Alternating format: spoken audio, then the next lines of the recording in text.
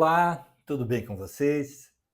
Chegamos ao nosso programa número 97 desse estudo Refletindo Kardec, sempre com apoio e divulgação da Sociedade Espírita Francisco de Assis, de Amparo aos Necessitados, a CEFAM, aqui da nossa cidade de Ponta Grossa. Estudando ainda a obra A Gênese, no capítulo 15, sobre a percepção da figura do Cristo. Nós vamos ver hoje um comentário que Allan Kardec traz, que na verdade consta ser uma explicação dada por um espírito e que Kardec vai transcrever no momento em que ele reflete sobre a condição do Cristo, ou de constar dos evangelhos que o Cristo teria sido tentado pelo demônio no deserto. Nós vamos encontrar essa passagem em 3 evangelistas e que dizem que Jesus teria sido levado pelo demônio, por Satanás, para o deserto. Lá permaneceu por 40 dias e 40 noites e foi tentado com propostas de poder, com propostas de questões materiais, e que Jesus a tudo isso resistiu.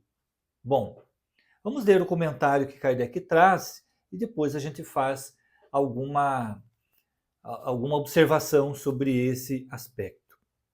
Então, ele traz primeiro a anotação de que Jesus, transportado pelo diabo ao pináculo do templo, depois ao cume de uma montanha, e por ele tentado, constitui uma daquelas parábolas que lhe eram familiares e que a credulidade pública transformou em fatos materiais. Jesus não foi arrebatado. Ele apenas quis fazer que os homens compreendessem que a humanidade se acha sujeita a falir e que deve estar sempre em guarda contra as más inspirações a que, pela sua natureza fraca, é impelida a ceder. Nós temos que considerar nesse estudo algumas questões que nós já vimos em estudos anteriores e que dizem respeito a esses registros históricos que constam dos evangelhos. Kardec faz questão de dizer no primeiro parágrafo de que esta passagem, esta menção ao fato de que o diabo teria levado Jesus até o pináculo do templo, até o alto do templo, e depois o transportado para o alto de uma montanha, é uma parábola, diz Kardec. E em seguida ele cita uma explicação dada por um espírito. Primeiro tomemos a concepção de que a palavra diabo, quando registrada nos evangelhos, ela se refere a espírito. Esta expressão, de alguma forma, viria lá do daimon, do demônio, e que na verdade significava espírito. Mas claro que dentro daquele estudo, dentro da concepção religiosa que se tinha, conversar com o espírito era muito diferente de conversar com Deus. Então, Deus poderia conversar com o homem.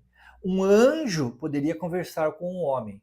Fora disso, tudo era um demônio conversando com o homem, ainda que fosse um espírito trazendo uma orientação, uma instrução. Então, por isso que vai se colocar a palavra demônio como sendo o espírito do mal, o espírito que vem interferir na relação entre Deus e o homem. A partir desta concepção, toda vez que se fizer referência à palavra daimon, demônio, diabo, se está referindo a um espírito ou a alguns espíritos. Mas o fato é que, quando Kardec diz que é uma parábola, nós entendemos que esta menção nos evangelhos possivelmente foi uma citação do próprio Cristo, porque vejamos, estudando o Evangelho, nós vemos que ele acabara de ser batizado por João Batista. Ele acabara de cumprir um ritual que nada mais tinha de finalidade do que mostrar àqueles que seguiam João Batista que ele era o novo Messias, que ele era o Messias a ser seguido, o novo profeta, ou aquele a quem todos esperavam. Não esqueçamos que Jesus cumpriu muitos desses rituais na época, a fim de convencer a todos aqueles que aguardavam a vinda desse Messias. Neste momento, ele não tinha seguidores, ele não tinha discípulos. Então, a retirada dele para o deserto, como diz nesta narrativa, só pode ter sido narrada posteriormente para os discípulos, para os apóstolos. E Jesus narrou esta situação como uma parábola, vai nos dizer Kardec. E aí uma outra referência, além da palavra daimon, são os 40 dias e 40 noites. Muito similar aos 40 anos do povo no deserto, acompanhado ou orientado por Moisés. Essa ideia do 40 também é um simbolismo de que um grande tempo, de uma era, de um momento que se passou, e não exatamente 40 dias, 40 noites ou 40 anos. Bem, eu penso que a ideia que o Jesus quis passar para os homens seria de que, para estar naquela condição de pureza, para estar naquela condição de governador espiritual do planeta, e que, claro, ele não se apresentou nessa condição, mas era o governador espiritual do planeta, que vinha até os homens, encarnado, vestido de um corpo físico, para exemplificar o seu evangelho. Com esta parábola, ele quis dizer, para chegar até esta condição, ele passou por essas tentações da matéria, essas tentações da fragilidade que todos aqueles homens naquele momento enfrentavam. E aonde que se dá esta resistência dele? No deserto, que é aí, nessa pequena passagem, o terceiro simbolismo. Não necessariamente um deserto físico, mas embora Jesus possa ter ficado meditando.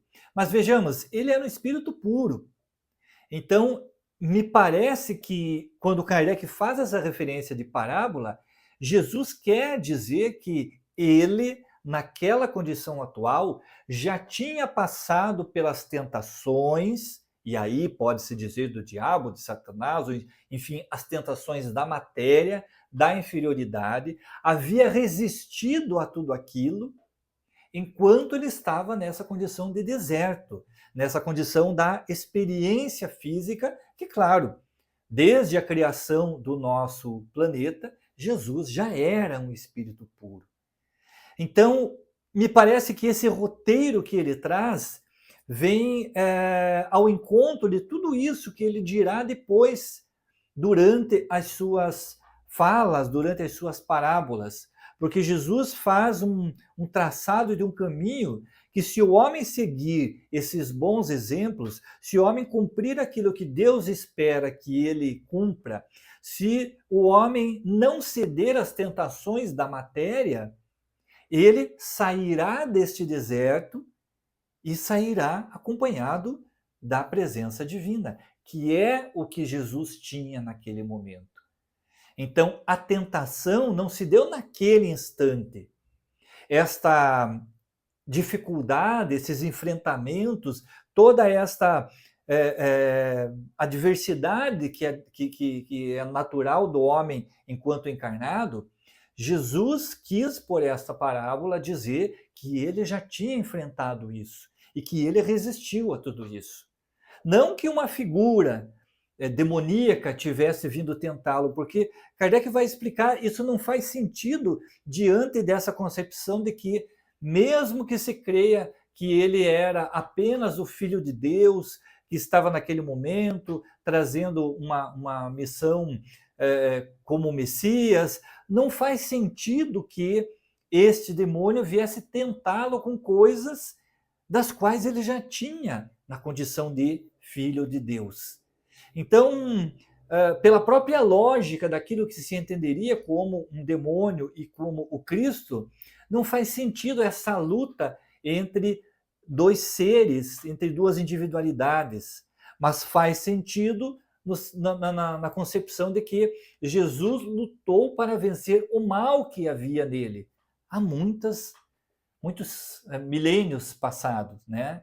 Então, se ao tempo da criação da terra Jesus já era o Espírito puro, esta tentação a que ele se refere se deu muito antes, numa condição muito mais pretérita do que naquele tempo em que ele estava ali com o povo judeu. E ao final deste item, Kardec traz ainda uma anotação de João Evangelista, e que o último parágrafo é muito bonito. Pensai bem os ensinamentos que os evangelhos contêm. Sabeis distinguir o que ali está em sentido próprio ou em sentido figurado. E os erros que vos hão cegado durante o tempo se apagarão pouco a pouco, cedendo lugar à brilhante luz da verdade. Quando nós vamos apenas ler os evangelhos, ler as passagens bíblicas, e como diz João Evangelista, ainda cegos, ainda com os olhos cerrados, nós acabamos compreendendo mal estas lições e talvez as tomamos de acordo com a nossa pequena possibilidade de compreensão. Mas é preciso que haja um alargamento dessa visão. É preciso que a luz do Espiritismo venha nos fazer enxergar o que realmente está escrito nessas linhas. Então, não é aceitável que o Cristo, que Jesus, o nosso mestre e guia, tivesse, naquele momento em que ele estava conosco, necessitado de forças exorbitantes para vencer a tentação de um demônio que lhe oferecia coisas materiais, como poder, como vencer algo que fosse um reinado sobre os homens, questões que não interessavam ao Cristo naquele momento. E que, naquele momento, ele exemplificava aos homens de que ele, enquanto Espírito puro, também passou por esse processo que nós passamos. E, claro, vinha naquele momento, como esse nosso irmão mais velho, nos explicar que sim, é possível vencer desde que tenhamos fé, disposição e coragem, sobretudo, para enfrentar as nossas deficiências e vencermos a nós mesmos. Na próxima sexta-feira, nós vamos aprofundar um pouco esse estudo sobre Jesus e observar o que é que Kardec anotou sobre um momento em que Jesus, após a crucificação, participa de alguns fenômenos, algumas aparições, alguns recados que ele vem trazer aos seus discípulos, na condição já de espírito, mas que se materializa para aí transmitir algumas mensagens, algumas orientações aos discípulos. Ok? Aguardo vocês na próxima semana para nosso estudo número 98. Estamos chegando no 100º programa. E que Deus, que Jesus abençoe a sua semana e nos encontramos aqui na próxima sexta-feira. Tchau!